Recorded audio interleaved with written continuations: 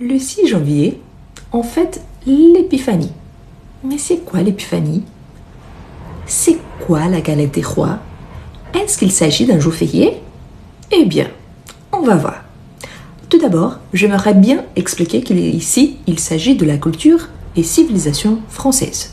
Si vous n'êtes pas chrétien, si vous n'avez pas cette religion-là, si vous avez une autre religion, quoi que ce soit, je ne parle pas de vous, je parle de la culture et de la civilisation française. Et non, malheureusement, ce n'est pas un jour férié.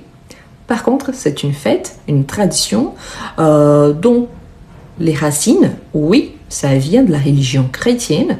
Normalement, on le fête 12 jours après Noël et représente la visite rendue des 3 rois mages au petit Jésus. Par contre, c'est important de remarquer qu'aujourd'hui, on parle beaucoup plus de la galette des rois que l'épiphanie proprement dit. C'est-à-dire que la galette des rois, il s'agit d'une galette qui représente le soleil et surtout pour parler des beaux jours qui sont en train de revenir.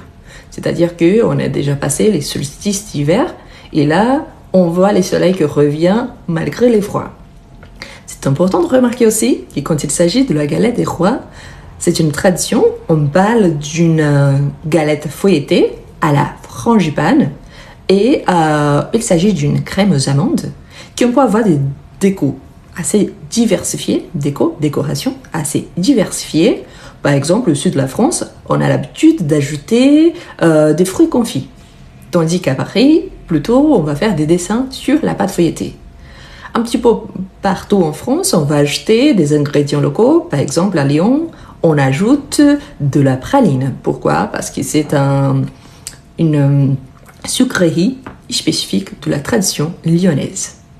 Eh bien, c'est important de savoir aussi que quand il s'agit de la galette des rois, c'est un moment de partage, soit en famille, soit avec les amis, avec les collègues de travail, et on a toujours l'envie de trouver la petite fève qui a été mise dedans.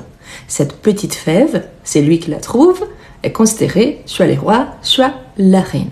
Et c'est pour ça que normalement, quand on achète une galette des rois, on reçoit avec une petite couronne. Maintenant, dites-moi, est-ce que vous connaissiez déjà la tradition de la galette des rois? Est-ce que vous avez mangé votre galette cette année? Et ce que vous pensez de cette tradition? Si vous n'habitez pas en France, est-ce que vous connaissiez déjà et est-ce que vous fêtez aussi la galette des rois chez vous?